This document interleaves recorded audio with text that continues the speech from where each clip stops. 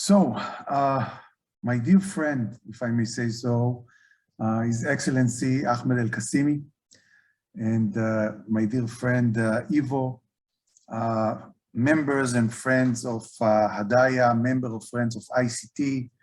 It is with a great pleasure that I'm opening this side event of the ICT 20th International Conference in partnership with Hedayah. As you know, we at ICT signed with Hedayah, led by His Excellency Ali El-Noemi. After listening to his inspiring presentation on Friday, we signed an MOU, which actually symbolized the relationship, the developing relationship between the two centers of excellences. We already have conducted a few weeks ago the first international workshop, and we are very pleased to conduct this specific side event during our international conference, or actually ending our international conference as a partnership between the two institutions. The title that we chose together to discuss, I think it's very timely and very important, which is life under ISIS, especially with a special focus on returning the foreign fighter terrorists and their families. I do believe that those subjects are most urgent to discuss, to think about them innovatively, to find and look for new ways to contend with them. And it's not just the challenge of today, it's, I believe, the challenge of future trends, and it unified the challenges that many states around the world in different continents are facing today. So this is a hot topic that is worthy to conclude the 20th International Conference of ICT in this specific side event. I do believe that the event of today will be another pillar among many others to come and future cooperation between Hedayah and ICT, and we are honored to have this partnership going on. So thank you very much for your friendship, for your partnership, and I actually give you the floor to take it from here. Thank you.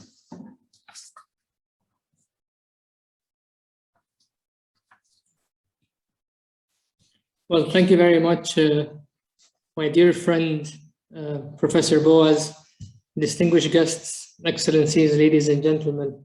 It's an absolute honor and a pleasure to share with you this platform today and to be amongst people who have dedicated their efforts to address the scourge of terrorism and extremism in all its forms. While listening to the very insightful discussions in the past couple of days, I asked myself a very fundamental question. Why is the international community 20 years after 9/11 still discussing how to address terrorism and terrorist activity? It occurred to me now that it's important in history for us to reflect on our current approaches and ask ourselves, why is terrorism ideology on the rise, despite all the efforts done to counter it? We need to reapproach the basics and root causes of terrorist ideology with an innovative perspective, and to explore further how to counter it at the earliest stage of the CVE and CT spectrum. We need to focus more on countering ideology itself and not just terrorist activity, especially as the threat continues to develop and change. We therefore can't fight new forms of terrorism in the future while using old methods and approaches. Terrorism still remains proactive, While traditional acts of terrorism used to emerge and occur in the battlefield, now the battlefield has been brought to us through platforms and mediums that are accessible to everyone in everyday life. Hedayah has positioned itself to be ahead of the curve by addressing root causes. In our panel discussion today, we wish to attempt to answer these anomalies that are imposed on us by bringing together experts in the field that have worked with Hedayah and helped us develop very meaningful contributions for the CVE and CT community. The first contribution helps us understand the earliest stages of radicalization by analyzing primary documents left behind by ISIS in Mosul. One of the main takeaways of this contribution is to understand how terrorist ideology is formulated, developed, and how the indoctrination process takes place at the very beginning. This is essential to help develop counter-narratives, especially when looking into reversing the process of those radicalized under ISIS control. The second contribution looks at the latter stages of radicalization and addresses how to bring those who are radicalized back into mainstream society. The blueprint document on rehabilitation and reintegration of foreign terrorist fighters and their families is relevant now more than ever. We seek to build capacity all over the world in this expertise in addressing a global concern before the challenge reaches its peak. Finally, I would like to take this opportunity to commemorate the MOU signed between ICT and Hedayah. I believe that the signing of the MOU is only a first step towards a very fruitful partnership. And lastly, I would like to wish the Jewish community a very happy Yom Kippur for tomorrow and Gamar Khatima Tova. Thank you. Thank you, Ahmed. Ivo, the floor is yours. Thank you. Also from my side, very special and warm welcome to all distinguished participants. Of course, I would also like to especially thank Professor Boaz, Stevie and his team for actually making, as you mentioned, our collaboration reality by already now for the second time preparing and collaborating together in the organization of the side event. As was mentioned, the side event actually, the main objective of the side event is to raise the awareness and understanding. I think it's about much more than just knowledge.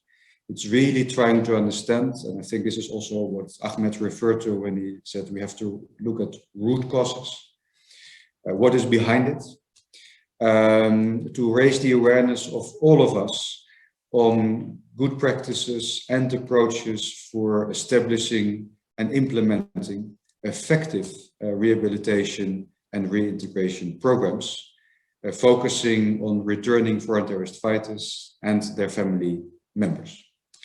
And as was already mentioned, we will do so through our distinguished expert speakers by sharing with you some of the main outcomes and insights, observations of a program that Hedayah conducted in collaboration with the program on extremism, in which we analyzed original ISO files focusing on how ISO was trying to indoctrinate young people in their territories through their educational programs, and use also those insights to then see how that can be made practical and effective in terms of using that in the development and actual implementation of programs on rehabilitation and reintegration of those people. You have to know what they have been gone through to be able to address it and to find the right way out. On the practical note, it's good for all of us, it was mentioned before, but to realize that actually this side event, this workshop is at this very moment live streamed. That's number one. It will also be recorded. We will have as a start 5 expert speakers, people from different backgrounds who can share from different perspectives their understanding and experience on this topic. After that, there will be a substantial time for questions and answers. So please, if you have anything, wait until the last expert speaker is done. If you want to raise a question or share comments, your own experience, so please, all of you, all of us, we're also invited to share from your own background, insights, comments, observations, questions that you are facing when it comes to working on rehabilitation and reintegration. Let this be an exchange. If you have any comment or question, please, you can use under reactions. So on your screen, on the right-hand side, there's something you can click on called reactions. And under that reactions, you can choose to raise your hand. And then one by one, we will, of course, time permitting, give you the floor. For the speakers from my side, since we want to make sure that all participants actually have enough time to reflect and comment on your presentations, please really try to keep it within the 10 minutes that we gave to you. And with that, I simply want to start with introducing our first two speakers, who will actually share with you the insights that came out of the analysis of the original ISO files. The first expert speaker will be Devorah Margolin. You will share with us also from an even broader perspective, what are some general insights, observations coming out of your broader research and analysis of the ISO files, so beyond education also, that you were responsible for. Devorah Margolin is at this very moment the Director of Strategic Initiatives and a Senior Research Fellow at the Program of Extremism at the George Washington University. Mrs. Margolin focuses her research on terrorism governance, terrorism financing, the role of propaganda, countering violent extremism, and the role of women in violent extremism. She currently also serves as a co-principal investigator on the George Washington UNO grant for the Department of Homeland Security of the US, examining best practices for reintegrating program for returning spouses and minors, as well as the co-principal investigator on the program of extremism's core partnership with the Global Network on Extremism and Technology. Ms. Margolin has a co-edited volume entitled Jihadist Terror, New Threats, New Responses, which was published with Abiye Towers in 2019. And she is also an adjunct professor at Georgetown University and a part-time PhD candidate in the Department of War Studies, King's College, London. She will be our first speaker. Then the second speaker on the ISO files, she will focus primarily on education. My esteemed colleague, Ms. Lilah at Sagit, who joined Hedayah quite some time ago, almost at the same time as me, February 2013. And since then, she has transitioned to the Dialogue and Communications Department. She's done many different relevant things within Hedayah, for Hedayah. And at the Dialogue and Communications Department, she's now working as a program associate. Before joining Hedayah, Ms. Al-Sayed served as a military field interpreter, conducted language training programs in Arabic and English at the US Naval Medical Research Unit, number 3, American University, and also the US Embassy in Cairo. And she was also contracted by the Foreign Service Institute in Arlington, Virginia. Ms. Al-Sayed has written and co-written many works, many articles, and has 2 master degrees, one from, it's a very long name, the University of Eastern Piedmont Amedeo Avogadro and the University of Padua in 2020. And shortly before that from Paris, Sorbonne University in our own Abu Dhabi in 2016. And with that, it's my pleasure to actually give, first of all, the floor to our colleague. We have collaborated intensively with you, Devorah Margolin, from the program on extremism, George Washington University. Please, Devorah, the floor is yours. Thank you, Ivo. Thank you. I'm delighted to be speaking today at ICT's 20th annual summit, and thank you to the ICT and Hedayah, both long-term partners, for hosting today's event. In the time I have to speak, I'm going to be telling you about the origins of the GW ISIS Files project, the research that's analyzed the contents of the files, and the importance of these files for understanding what life was like under the Islamic State for children, women, and men, and these implications for addressing the reintegration of these individuals.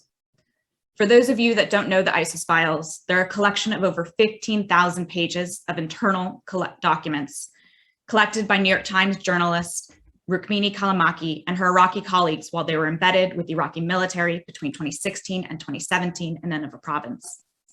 In 2018, New York Times partnered with George Washington University. Immediately after they were digitized, the original files were hand-delivered by the New York Times to the Iraqi embassy in Washington, D.C., and GW does not hold any original files. At GW, this work's been a collaborative project between my research center, the Program on Extremism, and the GW Library. Together, we've sought to create an ethical framework for working with and publishing these files. The underlying principle that shaped our work is that we endeavor to do no harm. To live up to this principle, before publishing a single file, we carried out 18 months of research and consultations with approximately 300 institutions, experts, and community stakeholders. We also created and carried out redaction protocols that seek to protect personally identifiable information.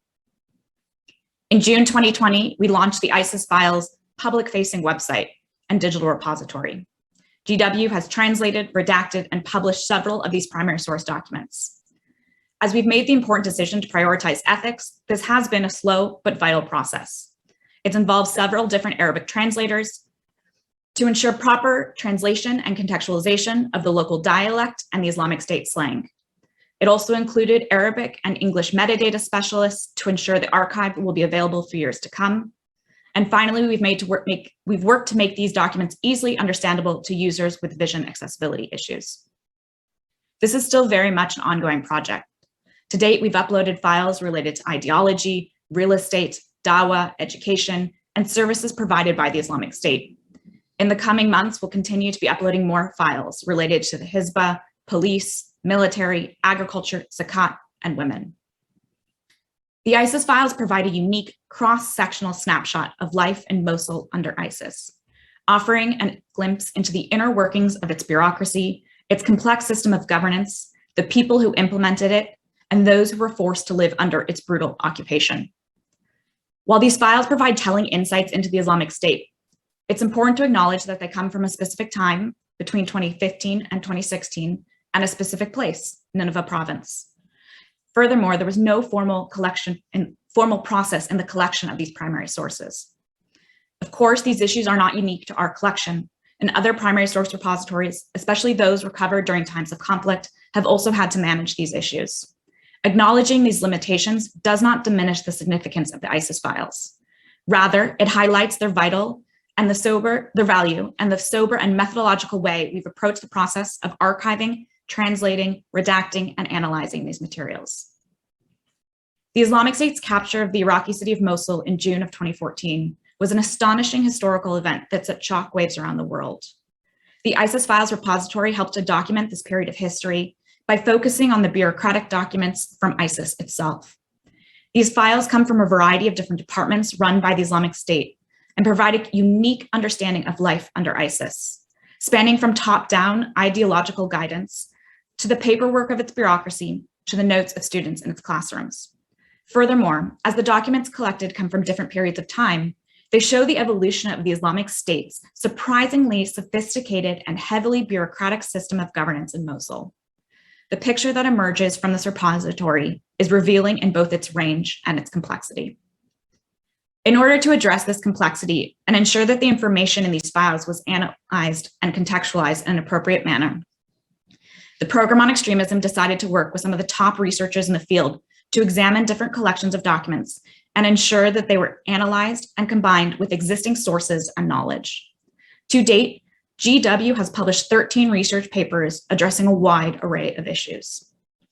For example, one collection of papers focuses on the Islamic State departments that were responsible for extracting resources from the populations, including the Department of Agriculture and Livestock, the Departments of Real Estate and Land Tax, and the Department of Zakat. The researchers examining these files found that these departments offered various streams of revenue to the group that were generated via a mix of taxation, confiscation, and so-called donations from the local Mosul's population. For example, both the Agriculture and Real Estate departments worked with the Islamic police and judiciary to confiscate land and property from those they deemed to be undesirable or part of the out-group. These included Christians, Shia, Yazidis, and even some Sunni Muslims who were deemed unrepentant so-called apostates.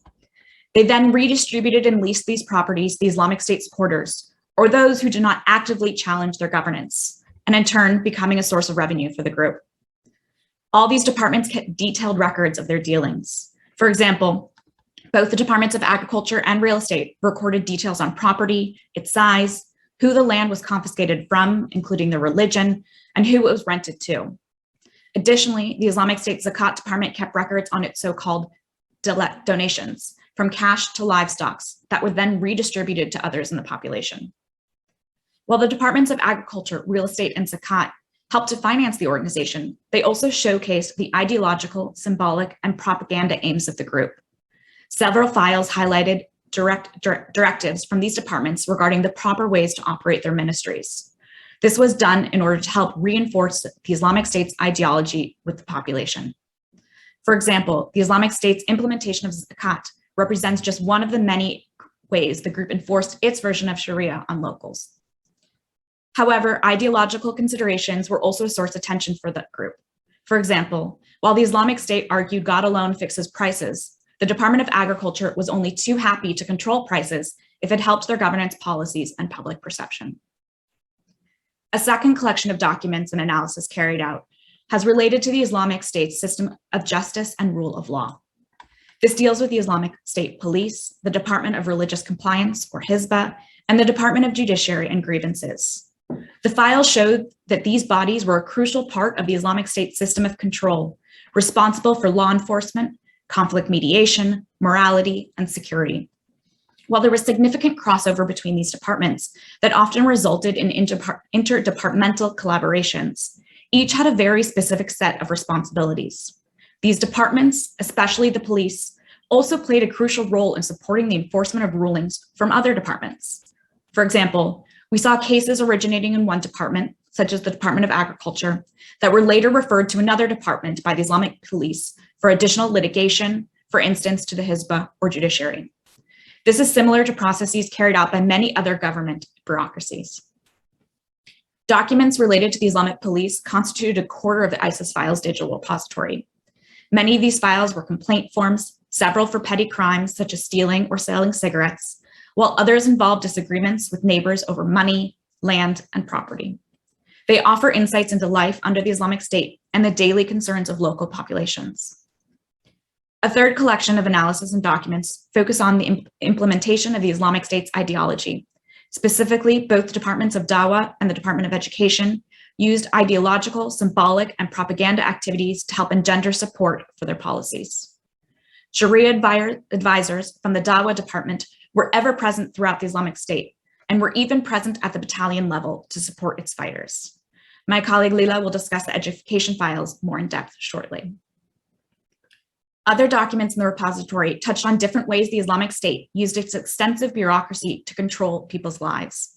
For example, while military documents collected included instructional manuals and textbooks, student notebooks, and exams, the military files also contain information on those who joined the Islamic State as fighters, spanning pledges, a handwritten list of fighters linked to different military forces, graduate certificates for students who have passed its military exams, and even records of fighters and their families, including the number of wives, children, and sex slaves. This brings me to a final point touched in the files. Many of the documents in the repository touch on the lives of the often ignored subsection of society, women. The files related to women are dispersed among many of the themes and documents represented in the collection. The gendered system of governance that emerges is complex. The implementation of a theological and legislative gendered system of control that penetrated all aspects of society and regulated relationships.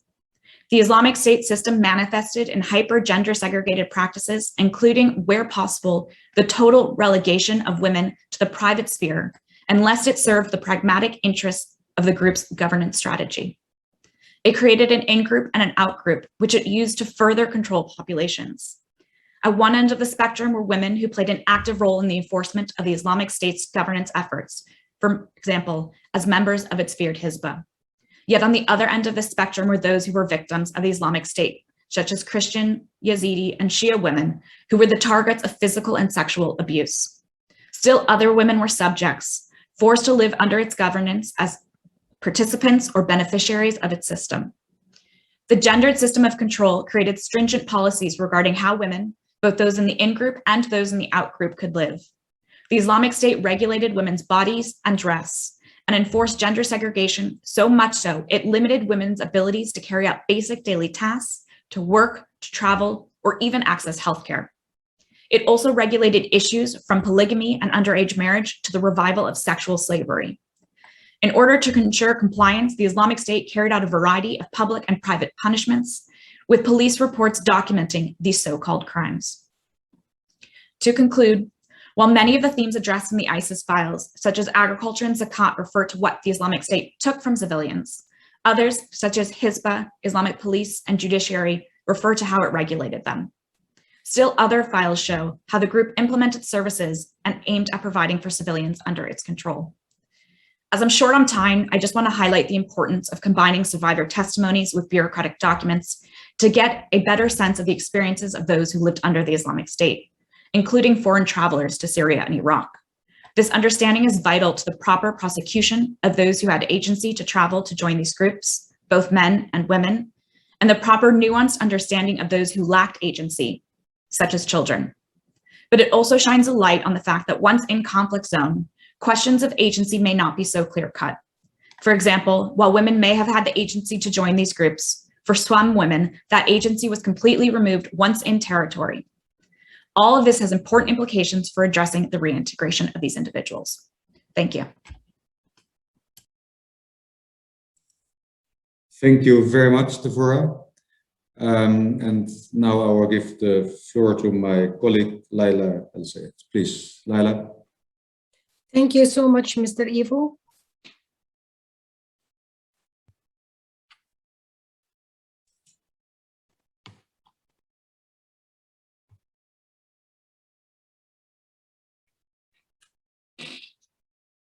So, shalom, assalamu alaikum wa rahmatullahi wa barakatuh, everybody. So, as Devorah already mentioned and covered, like the larger part of ISIS files, I'm going to focus on the education and this report.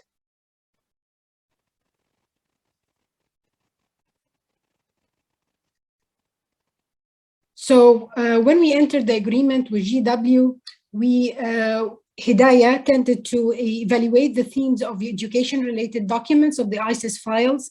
We transcribed, translated all the files from Arabic into English and also from English into Arabic. We utilized quantitative data analysis or QDA software to identify keywords and group themes. We conducted also a critical discourse analysis to produce insights into common themes, values, narratives utilized by ISIS in their education-related documents. We also extracted some recommendations for future programming that I will discuss with further details later. And we published a report along with the recommendations document, and it will also be available in Arabic soon.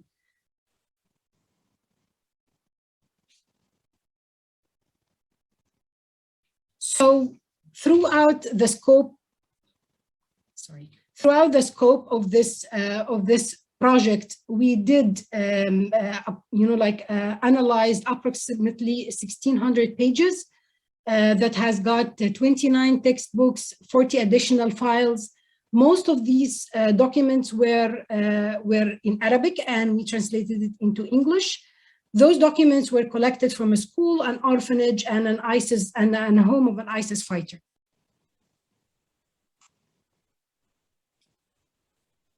I'm going, to focus a little bit on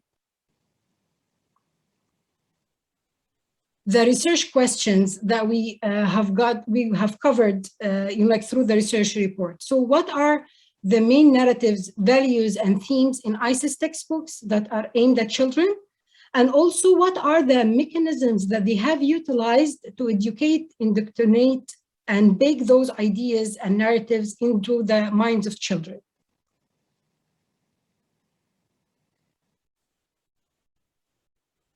A little bit on the context of education in Iraq before ISIS. So prior to ISIS, and in 2012, or basically the last year of more reliable data, 53% of boys and 45% of girls had finished secondary school, and also a little bit on the curriculum that was used back then. It was established in 2003, and also with the support and guidance of international stakeholders such as UNESCO. Those textbooks were available in Turkish, Arabic, Kurdish, and also the Iraqi law guarantees the right to be available for the education curriculum to be available in the native tongue of the children. The schooling system is more or less 6 years of mandatory primary education, and with all education, including university, were provided for free under the government of Iraq before ISIS. And that was not the case after ISIS, of course. And for gender segregation, it began at grade 7, and also the secondary schools split into general education and also vocational one.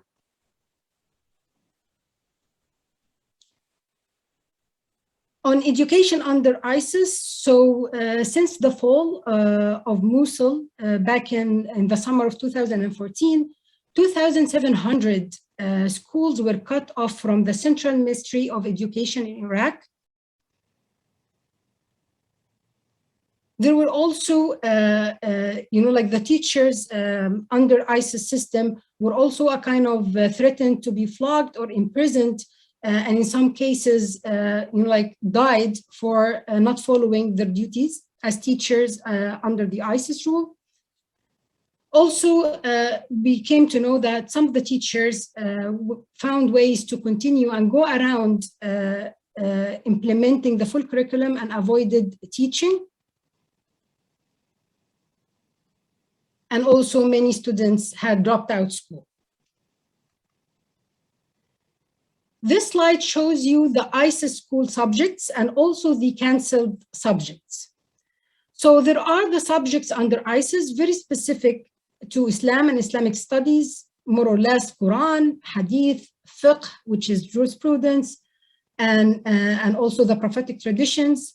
History and geography was a kind of tailored to fit, their purposes, and it was completely replaced by new books under ISIS to cover the days of Prophet Muhammad. There were no other histories mentioned, like the Greek, the Roman, or the ancient Egyptian, for example. So when it comes to history and geography, it was pretty much focused on the Islamic world. And it's also worth mentioning that ISIS literature was replaced with stories from heroes, martyrs, and very graphic and violent poems.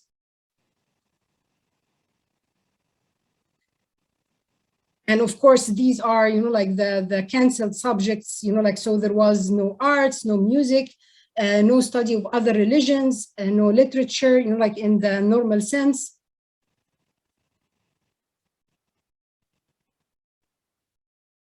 So a little bit on the competitive on the competitive system of meeting, and that's how my colleague Hororo Ingram, who has also collaborated on different on this project or on this report and also on other reports under the broader ISIS files, what we call the competitive system of meaning, which acts as a lens through which supporters are compelled to perceive and judge the world.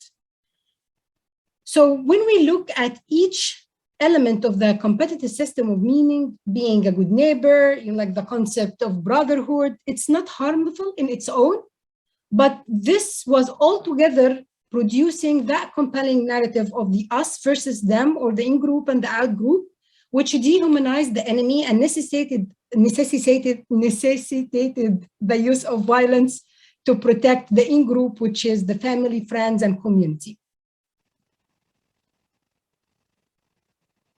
Through this report, we have covered 5 key themes. And this graph shows the percentages of ISIS narratives from the data set. So when conducting the QDA, the percentages shows as follows. The theme of emphasis on Islam, 53%, governing the so-called Islamic State, 17%, fighting enemies with violence, 15%, enemies of ISIS, 9%, and finally, doctrine and creed, 7%.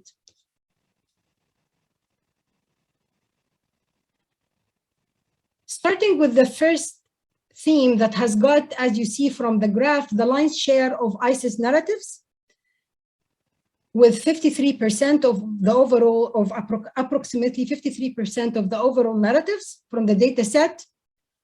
It has used and referred to the traditional sources of Islam, Quran and Hadith. It has also used and referred to Islamic symbols, leaders, practices, were all central to how ISIS framed its own identity. For example, the word God was the most frequent word mentioned in the ISIS textbooks. It's also worth mentioning that ISIS had repeatedly, and in each of the 29 textbooks from the data set, had reiterated its vision, which what it described as according to a clear vision, not an Eastern or Western, but Quranic and prophetic. There was also reference to the pillars of Islam and the Islamic practice, such as like Salah, prayer, Zakah, fasting, and Hajj. And compared to previous studies of ISIS propaganda, the emphasis on Islam have got much heavier focus in the education texts. And if we are linking also to the competitive system of meaning, we can see the extensive reference to the religious text that's used in creating that sense of identity for an in-group to identify to. ISIS propaganda uses a technique that's called transfer, where ISIS brand its narrative with the spiritual reverence of Islamic symbols in order to attempt or to give itself a sense of credibility.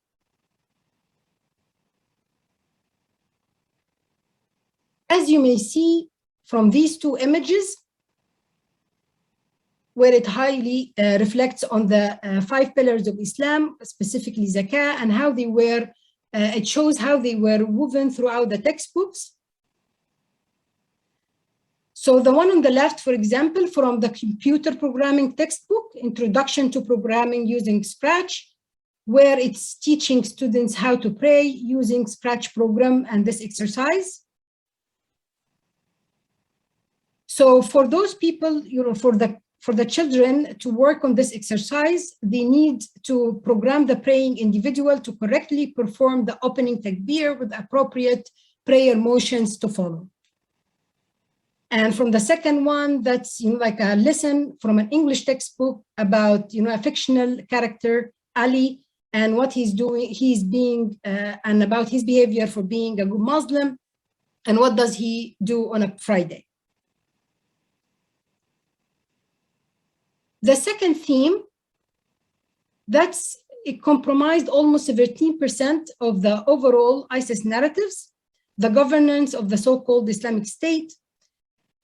It ISIS uses its textbooks such as the History of the Islamic Word, Biography of the Prophet, ISIS Arabic literature to lay the foundations for a governing structure for their so-called state.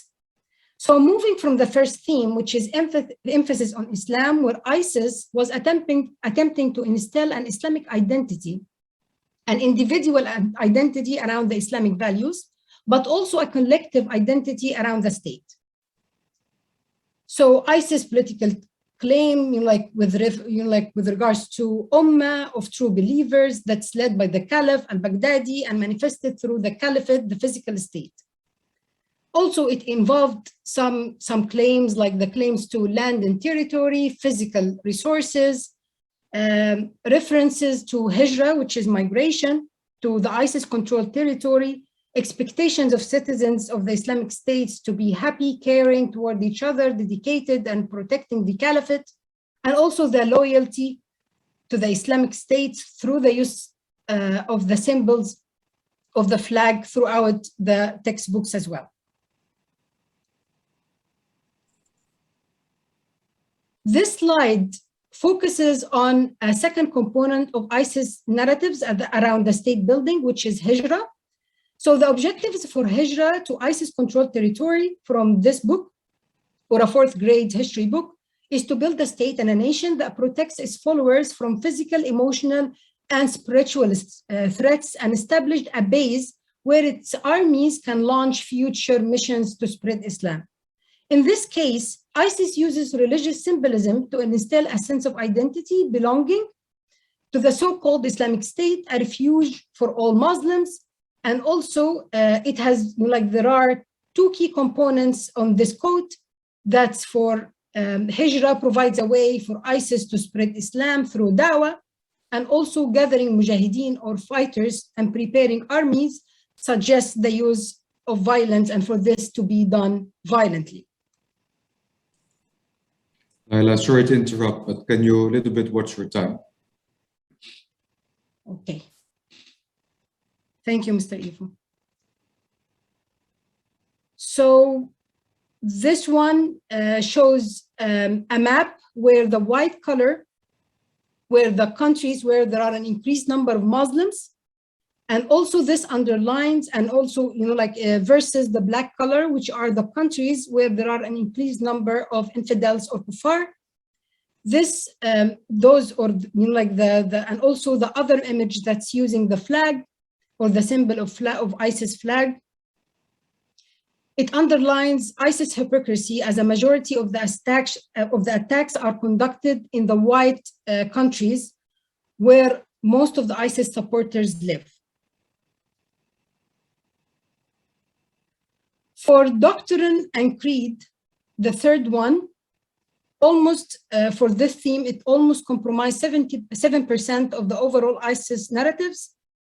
And we can see also the link in here, through the in-group and the out-group, the theme and the core theme of monotheism or tawheed to the identity of ISIS. And also you can see from the little image, the sign of monotheism is showing by the student or the child.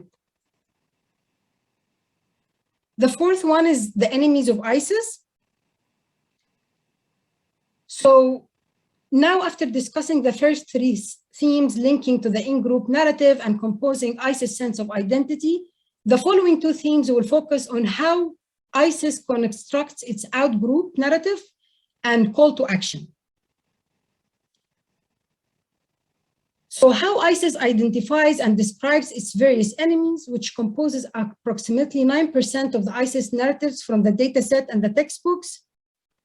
ISIS utilizes words associated with a couple of different concepts to label its enemies, for example, polytheism, shirk, disbelief, kufr, and they also refer to Shia as rejectionists, or Rafida or Rafida.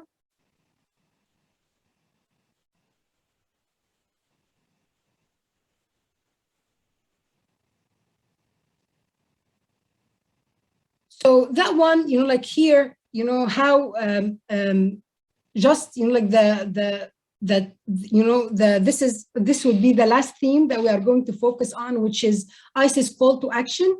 What to do about those enemies is to fight them violently. And up to this point, we have mentioned how ISIS has dehumanized the enemy and created a situation where it seems that the enemies are attacking the core values of monotheism or tawheed. And definitely, we are not taking the word jihad out of its context. It has been, you know, like throughout associated or mentioned with connotation with you know, like with fighting and violence, rather than the internal and spiritual battle.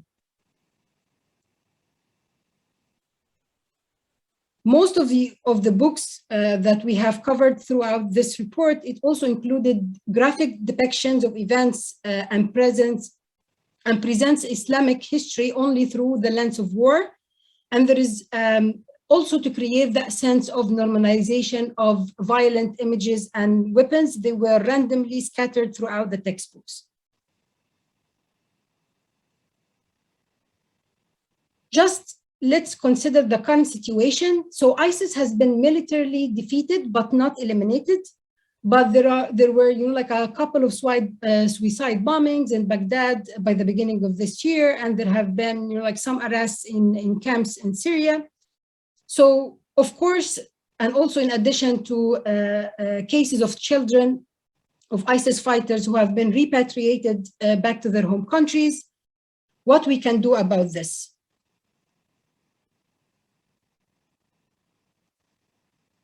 So we came up with the next, you know, like the next recommendations document, and I have shared both links to the main report and also the recommendations document to 6 categories. So, you know, like to start with governments, most importantly, to determine which children may have been exposed to ISIS competitive system of meaning and the extent to which the ISIS narratives have been internalized. It's so important to assess what risks they may pose to themselves and others. We don't want also to stigmatize those children, so we should avoid using terms like extremism or terrorism to label individuals or activities related to education, youth, children, to avoid stigmatization. And also tend to generate public awareness on the topic in general, including providing forums for public for debate regarding potential concerns of the community. The second set of recommendations was for the education sector and education ministries and curriculum developers. So very important to embed proactive narratives in the educational curriculum that can help rebuild a sense of identity and purposes that's multifaceted, and it's different from the polarized identity that ISIS was trying to create. For teachers, they need to be trained and informed about the mechanisms and narratives used by ISIS. Recording in progress. Recording stopped. And also, this also includes teachers from the informal and from formal and informal education settings. For rehabilitation and integration programs, we should ensure the do no harm principle applied where the human rights for those children is respected, and we ensure that we provided them with all the psychosocial, spiritual, emotional support throughout the process.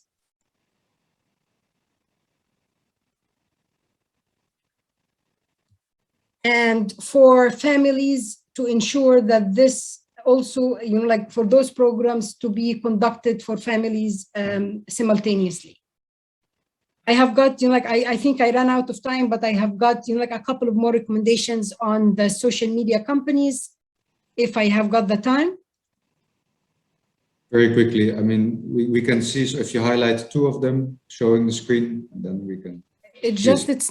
it's not flipping to come to, I don't know.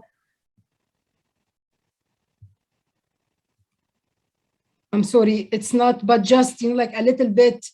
So for social media companies, you know, like to work with practitioners and content creators to create safe online environments that reduces polarization and builds resilience among youth, and also provide training to parents, guardians, and teachers associated with the ISIS-affiliated children on how to find and evaluate information on social media platforms, and how to enhance safety features for children.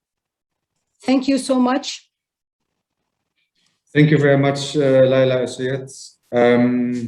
And now we will go to the second part of the topic of this workshop, which will focus on rehabilitation and reintegration. And for this, we have three distinguished speakers. The first speaker will be my colleague, Joseph Gyte, Program Officer of the Capacity Buildings Programs Department at Hedayah.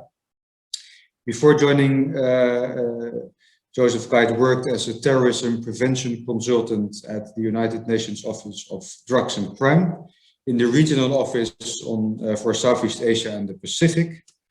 And as a field-based human rights researcher, he has written a publication on the feasibility of establishing a rehabilitation center for torture victims within a specific conflict zone. His bachelor's degree in psychology is from Cardiff University and his master's degree in terrorism studies from the University of St. Andrews. And within Hedayah, Joe is, among others, leading on our actual rehabilitation and reintegration program. The second speaker will be Dr. Abiye Iruayenama, who is a social cognitive research psychologist, preventing and countering violent extremism and strategic communications expert. Through a UNICEF-funded program, he is overseeing psychosocial support is provided for school children who were recently kidnapped and released by bandits in northwest Nigeria. And Dr. Iruayenama has worked on several publications also for Hedayah, such as he was also one of the contributors actually to the blueprint document for rehabilitation and reintegration. One of the many things he did before was serving in the office of the Senior Special Assistant to the President on Sustainable Development Goals. And he has a PhD in psychology from Brunel University, London. And then the third expert speaker on this topic is Dr. Sagit Yehoshua, who is a criminologist who specializes in criminal and terrorist profiling. She is a research fellow at the Institute of Counter-Terrorism at the Reichman University in Herzliya, Israel. And she has joined the International Center for the Study of De-Radicalization at King's College London as an Atkin Research Fellow in 2009. Dr. Yehoshua is a lecturer at both Hebrew University in Jerusalem as well as the Reichman University in Herzliya. She is also an NLP therapist specializing in trauma and difficult life circumstances, and has authored the book Terrorist Minds: From Social Psychological Profiling to Assessing the Risk. And with that, I will now first of all give the floor indeed to my colleague, Joseph Gyte, and please again to all speakers, because what you have to share is so relevant and important, please try to keep with the 10 minutes so that we actually can debate and comment and question and share what you have to offer. Please, Joe, the floor is yours. Thank you, Ivo, for the very kind introduction. It is a pleasure and an honor to be on this panel speaking about the very important topic of rehabilitation and reintegration. As our former speakers, Devorah and Lilah, very clearly outlined the life under ISIS situation, we now move to the situation post the territorial loss of ISIS, looking more at the rehabilitation and reintegration. So as we know, there are thousands of suspected foreign terrorist fighters who have been captured in Syria and Iraq. And additionally, there are over 11,000 foreign women and children who are currently in Al-Hol camp as well. Since 2017, countries have begun to repatriate their nationals. However, the number of countries repatriating peaked in 2019, and there has been a decline in the past couple of years, primarily due to COVID-19. While countries are taking different approaches to this issue, globally there is acknowledgement and recognition that all countries need to be prepared for if or when these individuals are back in their country. And in this regard, Hedayah is supporting countries globally in their rehabilitation and reintegration efforts. We emphasize the importance of taking a comprehensive, locally tailored approach that combines various elements to ensure that these individuals reject violence, but also become constructive members of their community as well. And that leads me to the main topic I would like to talk about in my short time today, and that is Hedayah's publication, A Blueprint of a Rehabilitation and Reintegration Center. This publication was launched in December and contains 143 guiding principles on how to effectively establish and implement a rehabilitation and reintegration center for returning foreign terrorist fighters and their family members. To develop this document, Hedayah collected inputs from many global expert practitioners, including our distinguished panel speaker, Dr. Abiye. And these experts shared their experiences through a comprehensive survey, one-to-one interviews, and a series of workshops. Based on these contributions, as well as Hedayah's previous experience and an in-depth literature review, the Hedayahs Blueprint provides a practical guidance to governments and non-government stakeholders who are seeking to establish, operationalize, and implement a rehabilitation reintegration center or a relevant program. This guide differs from previous literature in the fact that it was designed to be a holistic reference point on this topic, and it was also designed to be as practical as possible within its structure. So the document is broken down into 8 chapters, starting from the international and national legal frameworks, all the way through to the reintegration interventions and community engagement. Each of these chapters is then split into sections. So for example, there's a chapter on assessing the client, and this has subsections on information gathering, building trust, intake procedures, assessments, and how to develop client plans. Under these sections is where we then come to the guiding principles. And this is where the blueprint becomes particularly adaptable and customizable. So we recognize that there is no singular pathway that a country should take to rehabilitate and reintegrate their returning foreign terrorist fighters. In this regard, we have included a number of considerations under every guiding principle related to elements such as what resources are available, the socio-economic factors, gender, the country-specific realities, the existing infrastructure, among many other considerations. This enables every country to take their own unique pathway through Hedayah's Blueprint and develop a plan that is truly contextualized to their situation and addresses the local needs and circumstances. We have tried to make the blueprint even more practical through the inclusion of case studies from 15 countries, as well as the inclusion of numerous checklists.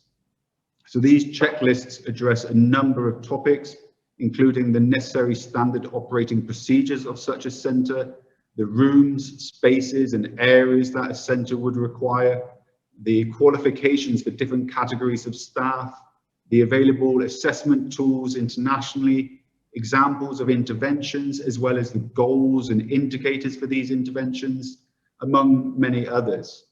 So if this document is suitably contextualized, it should enable governments and non-government actors to develop a more coherent an effective plan for the implementation of rehabilitation center or relevant program in their context.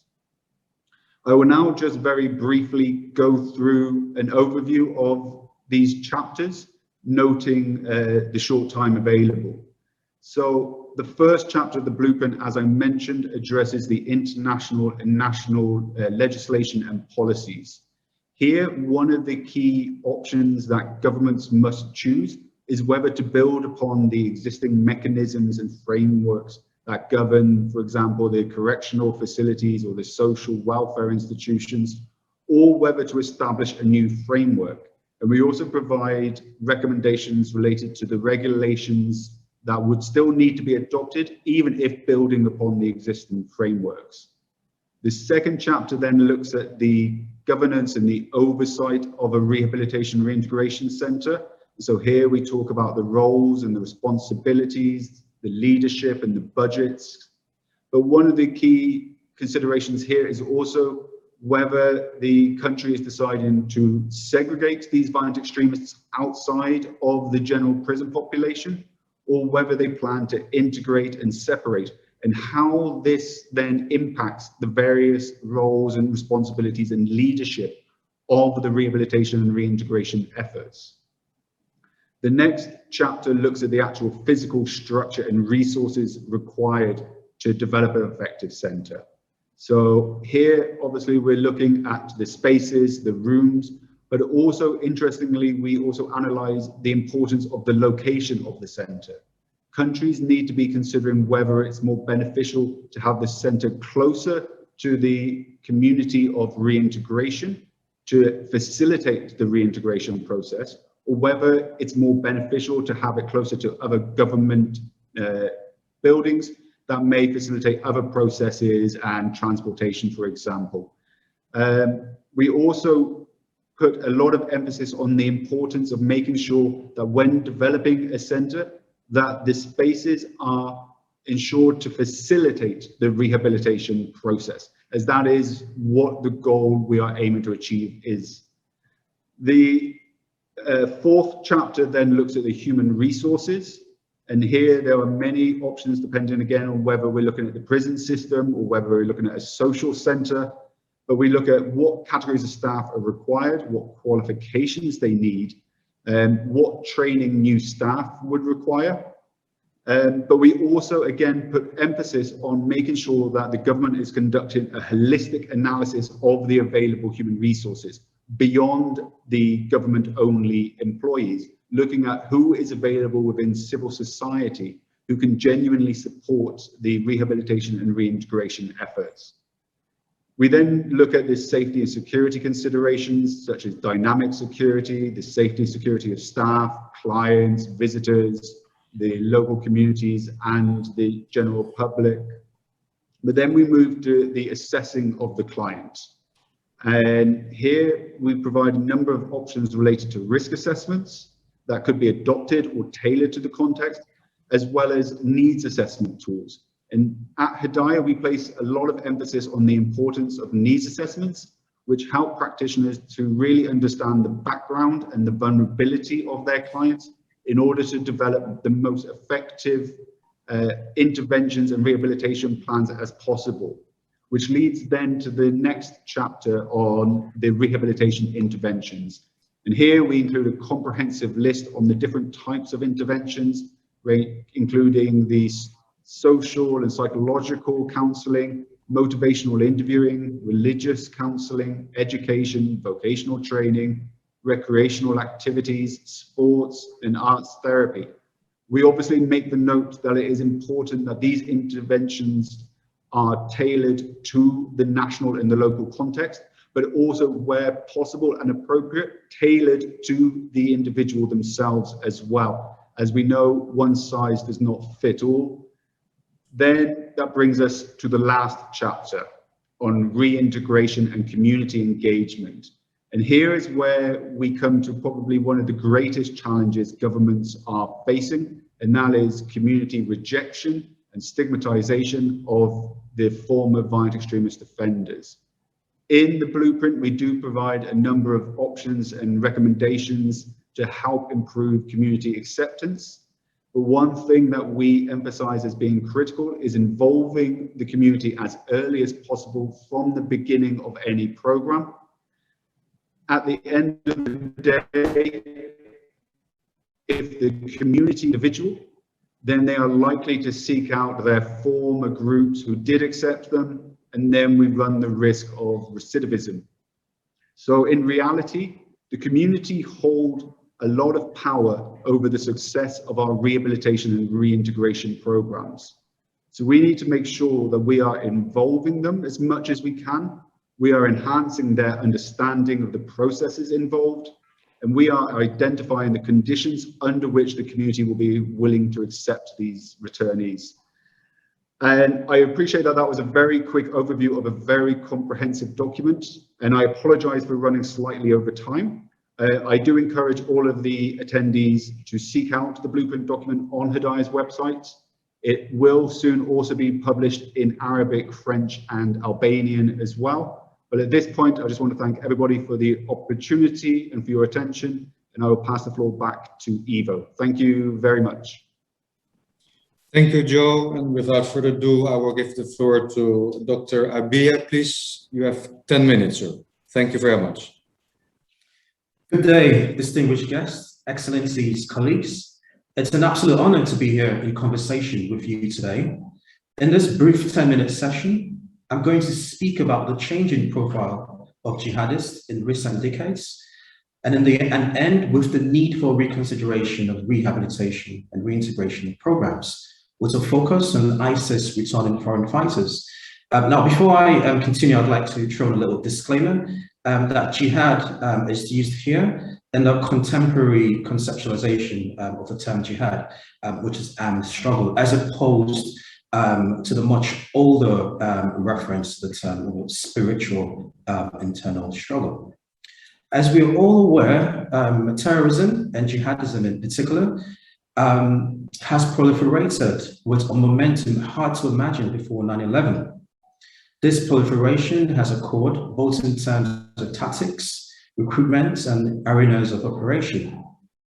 Although jihad has been a world phenomenon with a very long history, such as the 700-year struggle to take over Constantinople, the 700-year struggle in Spain, conflict in India, and Usman Dan Fodo's successful jihad struggle here in northern Nigeria in the first decade of the 1800s. The profile of modern day jihadists, particularly of foreign fighters, has somewhat evolved. From the first wave of fighters in a jihadist response to the Soviet invasion of Afghanistan in the 1980s, to the second wave of Muslim foreign fighters who fought in states like Bosnia, Kashmir, Chechnya, etc. Both waves were comprised of mostly foreign fighters from middle-class backgrounds. The American invasion of Iraq in 2003 is often associated with the third wave of foreign fighters, this time from both middle and lower class backgrounds, sometimes self-trained, sometimes self-funded, but predominantly Muslim in background. However, the profile of the foreign fighter we are now presently dealing with has changed to what can be considered a fourth wave, with the sectarian armed conflict in Syria in 2011 acting as a major catalyst and championed by the Islamic State. Within this fourth waves, members are less homogeneous, but quite heterogeneous. ISIS, unlike many previous jihadist movements, have been very successful in franchising extremism and its messaging structure. Unlike many other jihadist movements that are exclusive, with membership obtained before action, with ISIS, you do not have to necessarily be a member to partake in action, but action in many ways can determine your membership. A great threat we now have to contend with the new profile of jihadists, is the call to action in the home states of the violently radicalized jihadists, rather than a voyage to Syria or any of the known conflict arenas. Given the ever-evolving profile of the jihadists, the pertinent question we are all faced with is how to also evolve our rehabilitation as well as reintegration processes. Is it that none of the rehabilitation processes have worked in the past? What are the isolated components that have worked even when programs failed? Hedayah's approach offers one way to reimagine the rehabilitation space, recognizing the importance of families in aiding the rehabilitation process. Beyond this recognition is the capacity building approach to strengthen local practitioners to understand the importance of families, and secondly, to know how to effectively work with families in the rehabilitation process. In the development and humanitarian sector, we seem to have swayed from one extreme to the other. Firstly, by designing programs by experts distant from the contextual realities of the conflict zone, to now delegitimizing the contributions of these experts to focus on local expertise. To evolve further, we must seek ways to merge both approaches while prioritizing local approaches. And this is something that Hedayah has also done with the Blueprint document by gathering experts from conflict zones all over the globe to creating a blueprint with a lot of leeway to contextualize the documents according to the local context. For instance, there are several assessments that need to be carried out to determine the local context. As we know, there are several drivers of violent extremism. There are different levels. You know, we have push and pull factors that operate at different levels, that operate at a very little micro factor, to the much more social meso factor, to the much broader micro factor. And so this document has been designed in a way that takes all these different levels into consideration, as well as on the individual level, the push and pull factors. And it's something that should be encouraged and used much more than the current approach that we have in many conflict zones. Are rehabilitated foreign fighters being reintegrated back into communities, which enables their re-radicalization in the first place? I think this is a very important question that we must all ask ourselves very honestly. If so, rehabilitation can hardly ever be successful when implemented in silos. Rehabilitation programs must merge with other development efforts to make sure that the previously radicalized individual does not return back to the community with the same circumstances that made that particular individual radicalized in the first place. How is strategic communications targeted in vulnerable communities and states? When we put out messaging, we must make sure that they do not solve an immediate problem, but create monsters in the future. Livelihood support programs for returning foreign fighters can sometimes create the wrong message for other disgruntled as well as well-adjusted individuals who never joined the fighting. When such livelihood programs are put in place in communities, they must be open to all individuals so as they're not perceived to only favor returning foreign fighters. Mental health and psychosocial support must be more than a buzzword.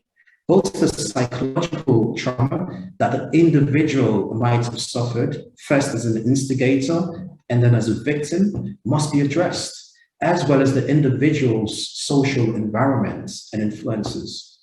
We need specialized programs for women and children, specialized programs that not only view women as passive, non-committant jihadists, to programs that have a complex range of positions for women, ranging from coerced participation in jihad to active involvement and recruitment of others. In conclusion, we cannot afford to continue to play catch-up with the jihadists. We must take steps to predict the profile of the next wave of jihadists and begin to implement programs to counter this before it even emerges. Thank you very much for your time. Thank you very much, Dr. Abiye. And now I will give the floor to Dr. Sagit Yehoshua, Please, Doctor, the floor is yours for your 10 minutes. Thank you. Thank you all. Thank you so much. It's such a pleasure. I mean, the last presentations were really, really informative and interesting. Thank you so much for my colleagues. Especially, I mean, the last two are like implementing and completing exactly what I have to say, which I'm going to discuss rehabilitation program from quite a different perspective. And bear with me, as a criminologist, as a profiler, I'm more interested in the motivation aspect, and Dr. Abiye mentioned that aspect, and I'll go a bit deeper into it. And I want to explain how I see it in a like 20 years perspective. We're all talking about, you know, the 20 years for 9/11, but I think the development and changes that we're seeing in the terrorism field is going way beyond only this 20 years. And we can definitely see it even from the 70s and 80s, like my colleague mentioned here. But I'm talking about the individuals that are doing terrorism. And once we can understand how the motivations change, we can definitely understand better how to find, you know, the programs and the rehabilitation programs that suit these specific people, because once we understand that, it makes it easier for us. So as far as my work concerns as a criminologist, I work with Palestinian terrorists since 20 years ago, and I found very strong ideological motivations, and it's a very social motivations. The times, are changing as well, but with Palestinians terrorism, it's a very, very different perspective. You talked about the community and how it all perceived, and it's quite different. Once I was doing my PhD at King's College London, and ISIS, you know, came into power, and I suddenly found out totally different types of terrorists with totally different types of motivations, and I was amazed by, you know, that difference, and I was trying to understand it by trying to understand how come this quite different motivation can influence the way we can rehabilitate these people.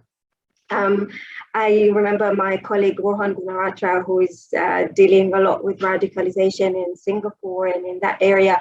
And years ago, he was talking to me about rehabilitation programs for terrorists. And I was like, no, that's the wrong word, using rehabilitation, because when you're talking about ideology, which I was dealing with the prisoners that I was working with back then, Palestinian prisoners, it was very, very strong ideological driven, you know, motivation. So rehabilitation was a bit a mistaken phrase when you're dealing with the aspect of ideology. And I said, that will never work with the prisoners I work with, because they don't see themselves as people that need rehabilitating, you know, programs. But today I can definitely see how the profile has changed. And I will explain what I mean. The terrorists that I work with today, whether European foreign fighters, extremists in the United States, or even Jewish terrorists here in Israel.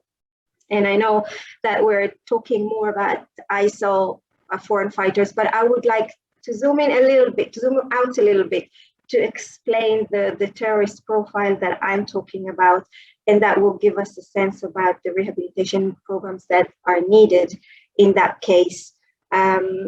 The aspect of the motivation is a lot more, the grievances are more self-grievances, individual grievances, rather than social, strong ideological ones.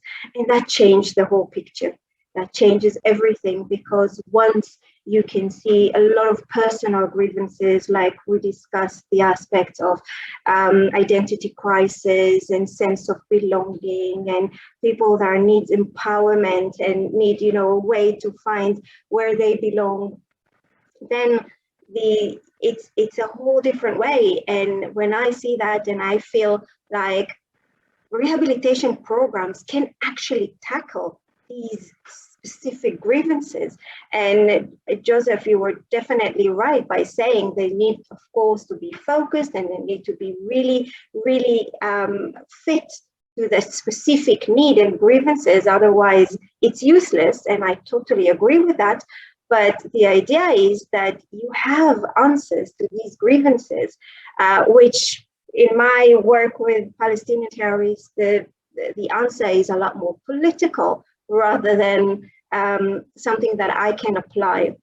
So I think it's a more optimistic point of view in that respect, in the sense that I do believe that the profile has changed during the years from the sense of a lot more sociological, where the community is, backing up those people, and the empowerment comes within and from the community, and from the idea of I'm doing something really, really important for my family, for my community, to a place where the community doesn't even, agree with what you're doing. You don't have any place of support from your community, and you're doing it because you are personally deprived, and you have all kinds of grievances. This is the place when people are very vulnerable, and in that respect, those rehabilitation programs can fit. I know that there's a lot of criticism about rehabilitation programs, because throughout the time I felt like we needed to understand how exactly to fit those programs, and we have a lot of criticism against it. But in so many cases, I can see, that I'm as a risk assessor in prison. There were so many cases when I can see, cases that the risk assessor says this person is, dangerous, don't release him, or he needs more, support in that respect. And it's very difficult. I know it happened in England, and I know it happens in other places where there is no communication, and sometimes there's a lot of mistakes that have been done in that respect.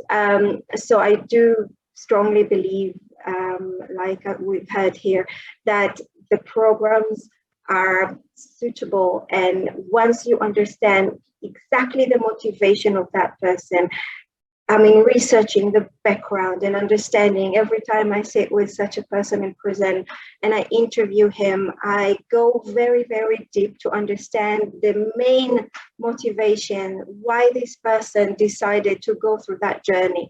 This is very, very important understanding. And once I understand what led him to that place, it's easier for me to know what he needs in order to rehabilitate, or at least become a lot more pragmatic. And I know it sounds sometimes it's very difficult to communicate with these people, and in that respect, but I do feel like the time they spend in prison, if they go through a process in prison, the same one as they go outside of prison, then there are changes in that respect. We do know that recidivism among jihadists are very, very low, even though we know that once one person commits an act after being rehabilitated, it's very difficult for the whole programs. But we all know that most jihadists that incarcerated and go through these programs don't reoffend, and that's very important things to acknowledge, and that's a very important things to understand, because it seems like nothing works. But as I mentioned, once you do understand exactly what is the need, then you can, apply the right programs that eventually works. So that's my take, 10 minutes exactly. Thank you. Thank you very much, Dr. Sagit. And with that, I will open the floor to participants for comments, questions, or if you have your own experience and insights that you want to share to further enrich our discussions and understanding, please do so. Again, if you have any contribution you want to make, use the reaction and then raise hand function. Please.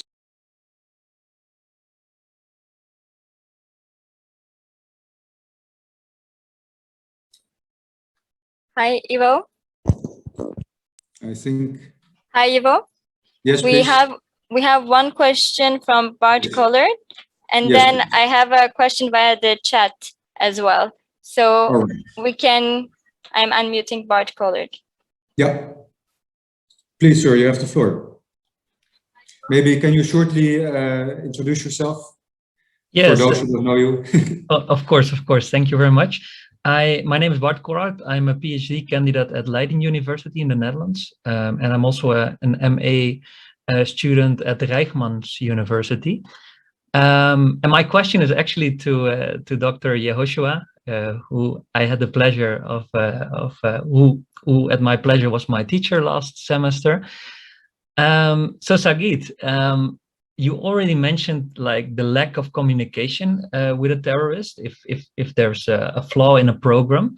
So my question is, if such a program fails to work, which, like you said, happens sometimes, what would you think are the most frequent reasons for it? Hi, Bart. It's very good to see you again.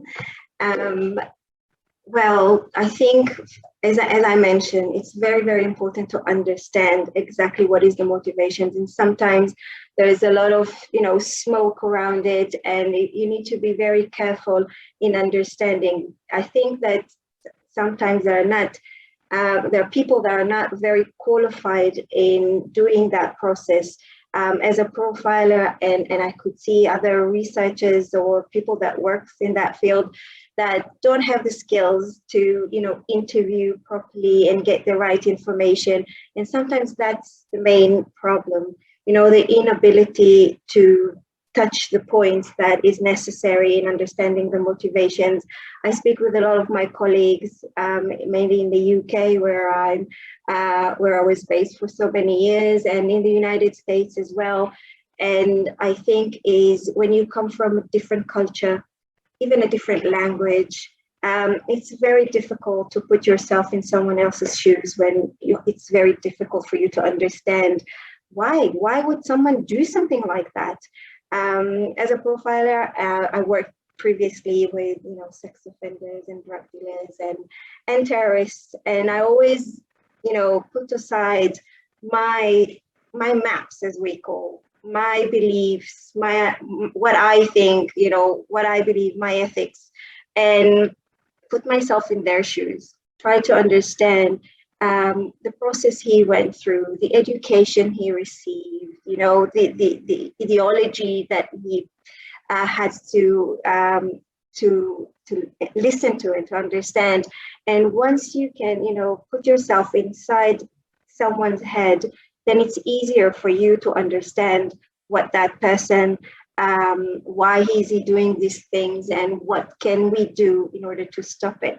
So I think failures can happen all by misunderstanding, the situation that we work with, or by miscommunication, as I mentioned, where the risk assessor specifically said, like was in the UK, specifically said this person is dangerous and, we need to do something about it, and nothing has been done.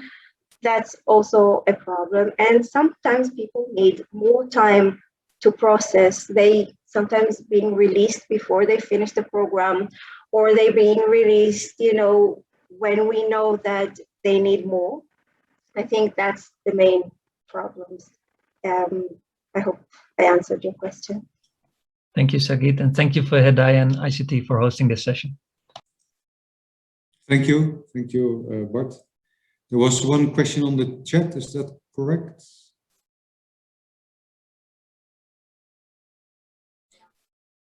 Yes, we have Chelsea Damon also raising her hand, and we also have some additional questions on the chat.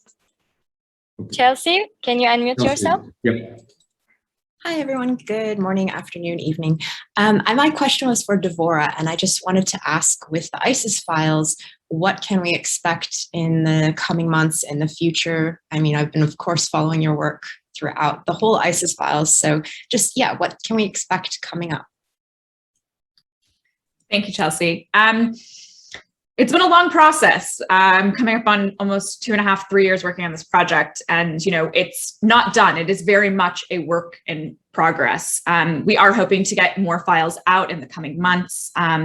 For those who are interested, my colleagues, Haro Ingram and Omar Mohammed, have also been working on a podcast that really tries to delve in some more personal aspects of what's happening as well, speaking to local populations in Mosul, and tracking it from Omar's personal story and his work as the Mosul Eye and his experiences living under the Islamic State and documenting their crimes.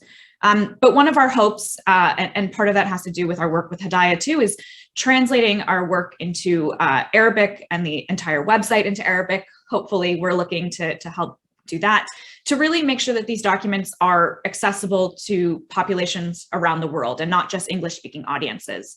And we've taken a lot of effort to ensure that we can do that with the resources we have now. So every document is both in English and in Arabic, and our metadata is both in English and Arabic as well. And we really do want to make sure that the documents aren't too big in size. And that might seem very silly, but when we were working on these consultations and talking to these 300 different organizations and institutions, one of the questions is what if someone's internet isn't very good? So we want to make sure that things are downloadable and accessible to a wide range of people. You can look at it on your phone. You can look at it on your computer. And this is very much a work in progress, but we want to make sure that these documents are used not to necessarily point to a specific individual and say, this is a bad person, or this is a good person, or this was that land, but, to really make sure that we can understand what the Islamic State was trying to do. That being said, we are collaborating with the United Nations War Crimes Tribunal and other bodies as well to ensure that there is proper understanding of what the Islamic State was doing to control populations, specifically its foreign fighters. And I do want to, I guess, touch on one quick thing, is the idea of foreign terrorist fighters, which is a term that we all use. But I personally prefer the word the phrase foreign travelers. And the reason I prefer travelers is that it's more all encompassing. Foreign terrorist fighters really assumes most often men, and it's a very gendered term. And foreign travelers allows for the agency of both men and women who decided to leave home countries to join this group to really be a little bit more all-encompassing, and make sure that we're addressing women as well who did have the agency to join this group. And as I mentioned before, agency becomes very complex once in territory, but foreign travelers allows us to group men and women together rather than women and children together. Thank you very much. Also to the other expert speakers, if you have anything you wanted to add to the discussion or the point raised or answer provided by your colleagues, please do so. I think, Joe, you also wanted to add something maybe on the previous point, but please feel free. The floor is yours, Joe. Thank you very much, Ivo. And yes, sorry I missed the opportunity earlier. I just wanted to add a little bit to what Sagit was talking about as well. And it's particularly in relation to the idea of relationship building with the individual and how that affects the success of any program. One of the issues that I've come across a lot is that practitioners often merge the phases of the rehabilitation process, which can cause a lot of distrust between the practitioner and the client or the individual to be rehabilitated. So, for example, it's quite common that when a client is espousing a violent extremist idea in the early phases, as a practitioner, you often want to counter that straight away. But in reality, it's better to build the trust, not counter them until that trust is established. And then once you have that relationship built, you can then look at how to intervene correctly. But oftentimes practitioners are in a bit of a rush and want to kind of counter this very early on, and that is something I've seen as being quite problematic. And that combined with one other thing, which is the movement of clients between practitioners. Oftentimes they get passed on from one practitioner to the next, and they get asked the same questions over and over again, which causes frustration with the system, and they are less likely to move positively through the process. So it's more about practitioners needing to focus on trust building as a initial step in ship, and actually trying to keep a clear process with as few interruptions as much as possible. But that's just something I wanted to add to the first question, and thank you very much for giving me the time. Thank you, Joe. I think we have a question on the chat. Is that correct? Yes, we have also a question on the Facebook Live to Dr. Abiye from Brian Grant. So Dr. Abiye Iruayenama, the question is, what do you recommend regarding children and young people returning to the communities where their parents were radicalized? Thank you very much for that question. It's such an important question. In instances where children are returned to the communities, it's not a one-step process. You don't just walk with the children and their families, but you also walk with the community as well, and try to be as transparent as possible with the community stakeholders as well as broader community members to understand the process, to understand the risks that if the children return and discriminated against or stigmatized against, the risk to the children and to the community as well. It might also be very helpful to also educate the community members on how children are perceived, children formerly associated with armed groups one way or the other, that they are conceptualized as victims first, regardless of how much they participated in the armed struggle. In conclusion, it's very important, not just children, but also adults when they're being reintegrated back into the communities, to work very closely with the community members. One of the guidelines is to be as transparent as possible with the community members. But from a practical point of view, we understand that this might not always be possible to give the community members every single detail you have on the particular child or adult being integrated, as that might derail the process. Nonetheless, you should give as much information as possible. You should also involve the community stakeholders in the decision-making process.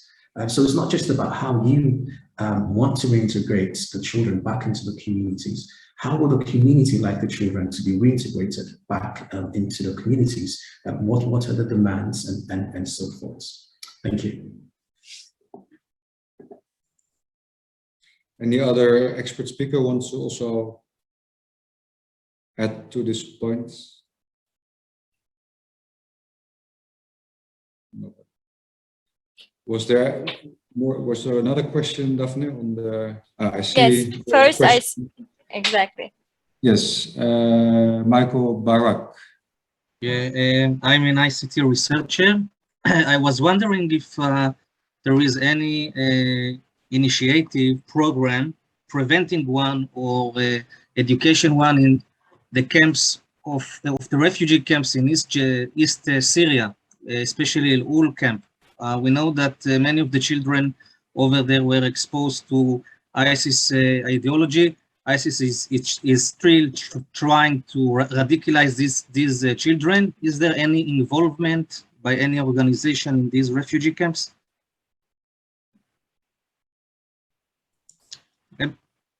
Is there anybody who can? Yes, please.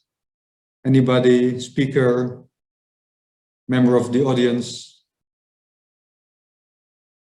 talking about children, what is actually in place in one of the camps that has a very high number of children who are under ISO control. We have one question from the chat. we can take that in the meantime, if you would like to. Yes. We have a question for Ms. Lilah. What was the thing that surprised you most about the education files?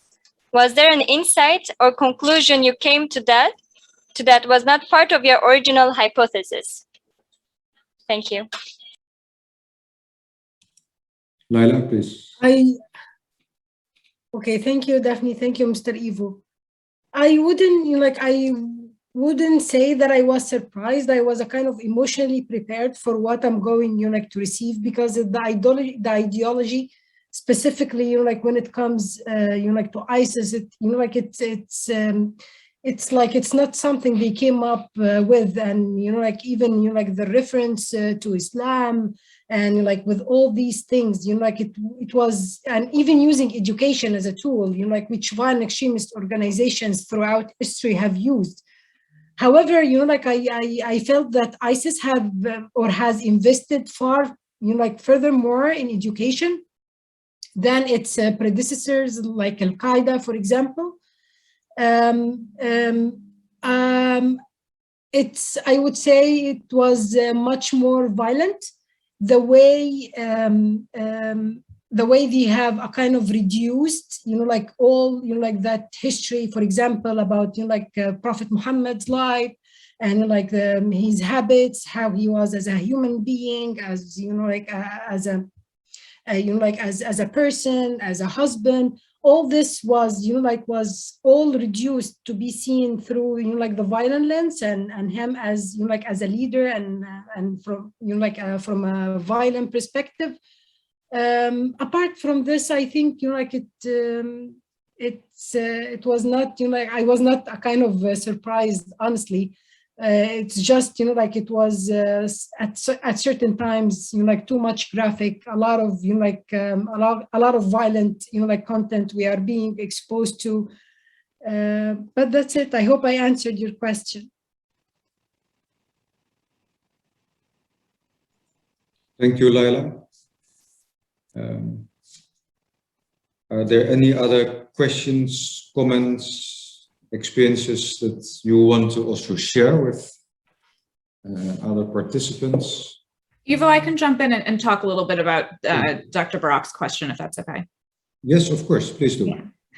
So, I mean, there is not much to answer that question. The UN bodies and SDF forces are implementing and running these camps. Earlier on, there were some NGOs that were coming in. I know there was a clown therapy type of implementation that was very interesting, working with kids on clown therapy. But to be honest, COVID-19 has shut down these camps. They're in complete lockdown. The security situation has become worse and more dire. And any programs or any NGOs that were able to get in before are no longer. And that's part of why the US and other countries have really pushed for repatriation of these individuals. The other issue, which isn't really talked about, is in these camps, you have both, for a long time, both perpetrators and victims of Islamic State in these camps together. And there was policing within these camps of each other. We've heard stories of orphans being taken in by Islamic State supporters in order to continue the indoctrination of these children. And these are issues that are completely very hard to address as these camps continue in the manner in which they are. Thank you very much. Dr. Sagit, please. Yes, I wanted to ask Joseph, if that's possible. Are you aware of any, or maybe you can elaborate, or any new research about the successes of the rehabilitation programs that we have today? Because there's a lot of research about, their missed successes. I wonder if there's anything new, because I know, and you mentioned that, we're becoming a lot more focused, and we're learning, as we walk. And I'm interested in knowing whether you're familiar with any new research that can point out the fact that, it's actually have more success rate than we know of. I'll jump straight in. Yeah, that's a tough question. In terms of the research available on successes, I myself don't know of any specific research, but what I can say is how the blueprint was developed was based on the successes of specific expert practitioners. So what they have found to be successful within their contexts. So it does include specific practices, for example, recommendations from Indonesia, from Germany, from Canada, or on this, more on the elements of success that they've had, not necessarily on the wider success of the programs, but more on what practices they've found to be successful. In terms of an evaluation of the success of the wider programs, I am not necessarily aware of such a research. If Ivo would allow me, I would open it up to if anybody is aware of such research. Yes, please. It's also, is there any recent research known to anybody that actually is highlighting some of the successes? Apparently the recidivism rate is not that high, you mentioned, in general terms. But if there's any, let's say, research that can substantiate an actual success, but also the approach taken, I think that is probably the underlying question. Or again, if it's not research, maybe some of the practitioners in this meeting can actually share some, let's say, insights related to what proved to be working in their specific context.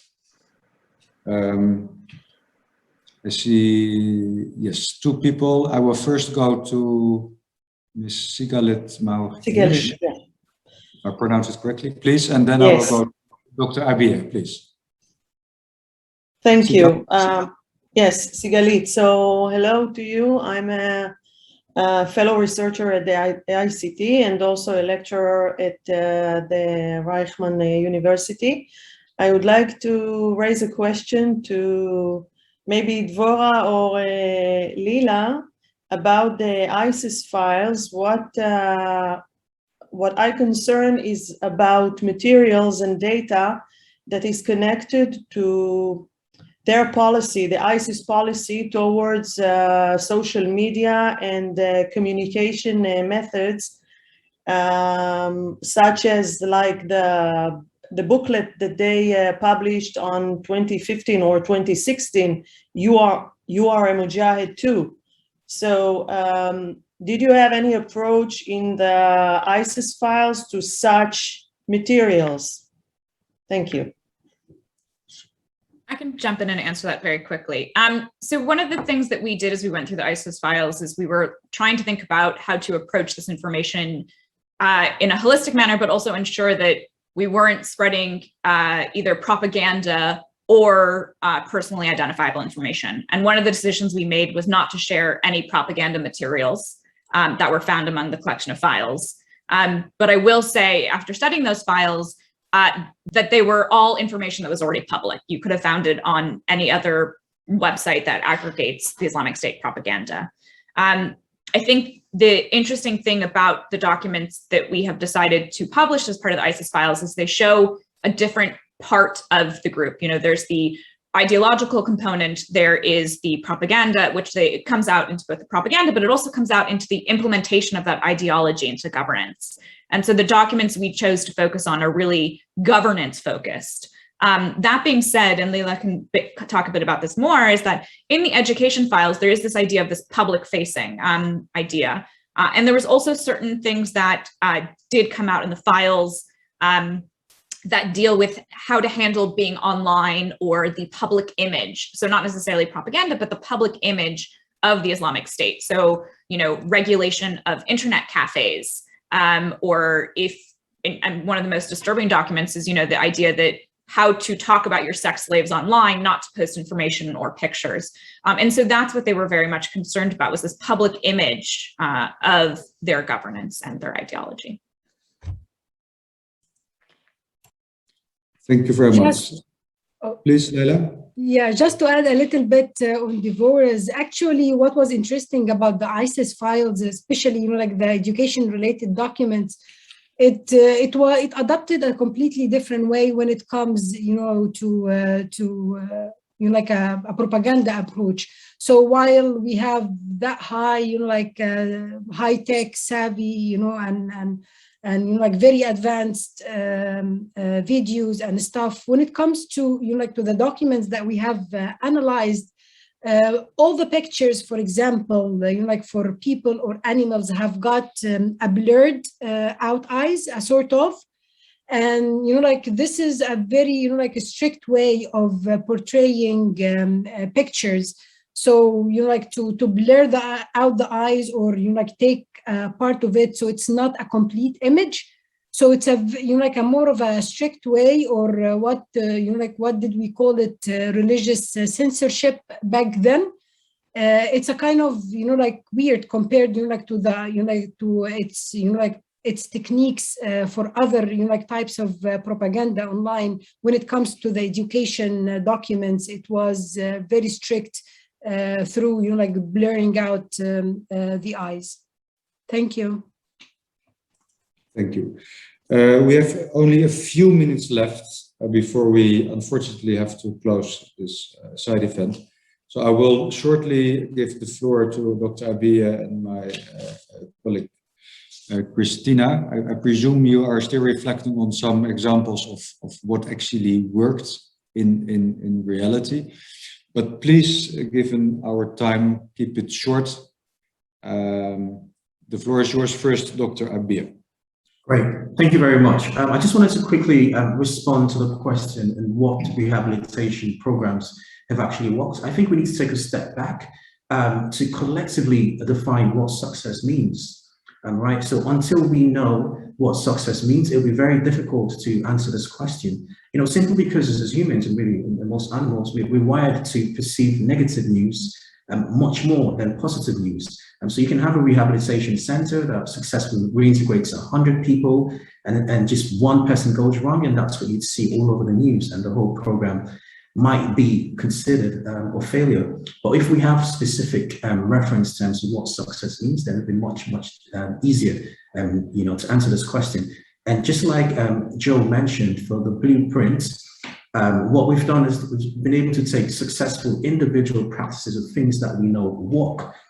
For instance, when dealing with children that suffer from selective mutism, we know that they can express themselves other ways.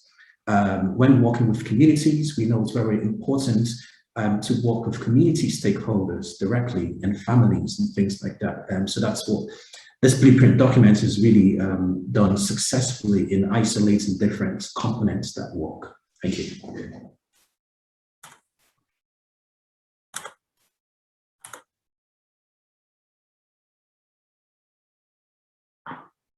I think you are on mute, Ivo. Sorry. Please, Christina, the floor is yours. Last words. Yeah, sure. No, I wanted just like to just mention that during my research also. I mean, I wondered about this question myself together with the Hedayah colleagues. I mean, I found actually an interesting reading about the evaluations of the Dutch approach with respects to the rehabilitations and reintegration. So there is actually a research conducted by Leiden University that highlighted that out of 189 clients between 2012 and 2018, only 8 returned back to terrorism, which is a quite lower rate of recidivism. However, I also want to reiterate what Dr. Abiye mentioned, because there were also challenges highlighted in this research as well, particularly towards the definitions, the consensus on the definition of what success means. Is success someone who has simply rejected the violence, or is success, a full reintegration in a pro-social manner in the society? And the two things obviously require different types of resources. And there are obviously several other points related to the concept of success, but I'll leave it there. And if just wanted to share with the group that there is this research available as well. Thank you very much, Christina. And with that, as I said, we have come to the end of our Q&A part of this side event. Allow me to, first of all, of course, one more time, really thank our 5 expert speakers for what they shared with us and the many relevant and good questions and comments that were also made after those presentations. I think the first presentation on actually the broader context of the what is called ISIS files, it showcased indeed how relevant and important it is to, based on original documents, with of course some existing contextual understanding, how important it is to use that to really try to get an even better understanding. Again, maybe not knowledge, already we knew quite a lot, but putting the pieces together, understanding of what life under ISIS control actually meant. And the files, I think, give very relevant insights in how comprehensive and in many ways well elaborated and complex the whole governance system under ISIS actually was, how deeply ingrained it was with their understanding and their ideology, trying to really engrave that into the minds of all the people under their control, trying to really actually control and regulate all elements of life. And I think this is actually, as a broader context, very important information and understanding to take into account. The people who are returning and needs rehabilitation, reintegration, it's not that they were sometime with a group or a network doing things. I mean, they were part of a very deeply focused, control-minded indoctrination effort related to everything that they think is part of their identity. So it's not only about ideology, it's the identity that ISIL tried to build, and then how to actually rehabilitate and reintegrate those individuals. And I think even in more detail, the ISIL files that were analyzed from the educational perspective is showing some specific elements that we need to take into account. But as I said, since they were trying to create this, as was mentioned, competitive system of meaning, they were trying to create new identities. Of course, the question when it comes to education, but also rehabilitation, reintegration, is how to do that in a way that you cannot simply take somebody's identity away. How to step by step replace that.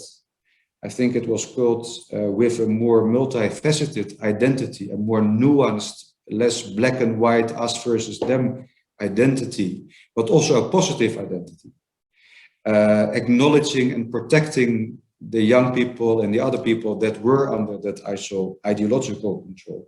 How to do that, protecting them, giving them a way out, without making them, first of all, look bad or think bad about themselves, how to not stigmatize them, but also how to build and keep self-respect, all things that you need to actually be willing and able to transform.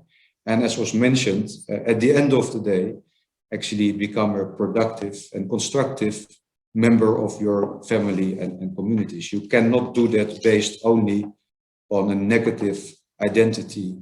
And this was further, I think, touched upon when we discussed the different elements that are of relevance if you want to build and implement a rehabilitation and reintegration center or program. Of course, contextualized approach, that's a self-evident thing, but questions, should you segregate or integrate? I know this is a debate that actually is going on for many, many years. Different practices related to this exist. But then I think two main things: not only look at people as risks. Again, if you want to motivate and strengthen people to make a positive change, it's maybe self-obvious, but it doesn't help to frame that person fundamentally in a negative way. And to say, I look at you as a potential risk, well, then why should I listen to you in terms of trying to find my way back to society? So you have to look at the individual level. It was mentioned by several experts, what are their needs? What is it they are looking for? And maybe if we provide it, then they will become ours. What is it that deeply motivates them? So that individual understanding, and what is needed for that in terms of course, an open mind. How can you understand if you only look at the other, as if this person already maybe is not the right type of person to actually engage with? Be open, have the right type of communication skills, of course, build a relationship, trust, listen, understand before you judge. And it's not even about judgment. It's trying to find the mechanisms with respect for the individual that might step by step take that individual back on the right track. So it's pragmatic. Don't start immediately this ideological discussion, you are wrong. Why should I change if you tell me I'm wrong? And that relates to the other part, the importance of at the same time working on and involving the families and communities that people need to be reintegrated to. Crucial. It was mentioned that maybe compared to at least some parts of the world in the past when there was more community support, sometimes even for these people, now it's more an individualized grievances, contextual decision made. If that is the case, all the more reason to actually involve people from the communities because they might reject. And of course, it also relates to topics that was not mentioned, but I think shame, honor, I mean, there are many culturally contextual things that need to be taken into account to actually have a chance to make all of this effective.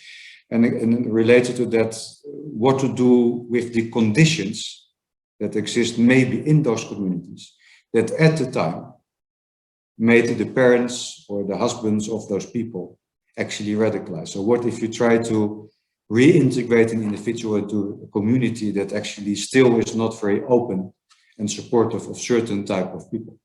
So you also need a much broader approach than I think only community.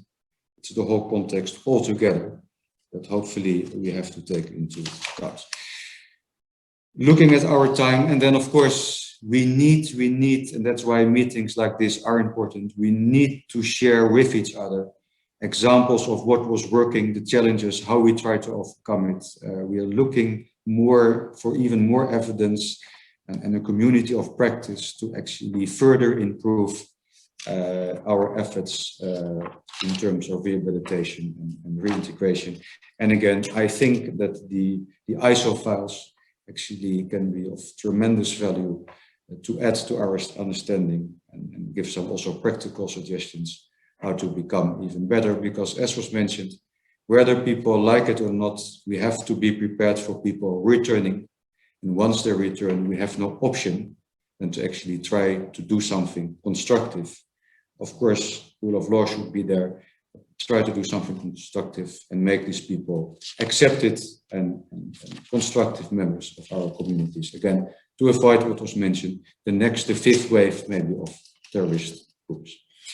And with that, I really want to thank, of course, our friends and colleagues from ICT, Professor Boaz, your team. I also want to thank the Hedayah colleagues. You've seen Joe and Lilah speaking today. I also really want to thank my colleague Farangis Atamuradova, who is present here. She did not speak today, but I know it's only because of her efforts that actually, at least from our side, we were able to prepare and organize for this side event together with ICT. And with that, I want to conclude thanking, of course, all participants. Thank you for joining us. Thank you for sharing with us. Thank you one more time, the speakers, our colleagues from ICT. Please stay safe. We still need to continue wishing each other that stay healthy. And indeed, to our colleagues from ICT in Israel, I wish you a blessed Yom Kippur, a peaceful Yom Kippur. Stay well.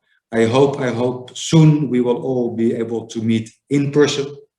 And let's continue these discussions and exchanges for the common greater good. Thank you all. Take care and have a wonderful week.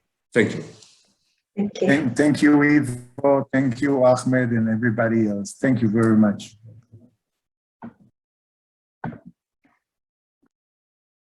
Thank you. Thank you very much, everyone. Just, like I wanted, like I forgot to also to thank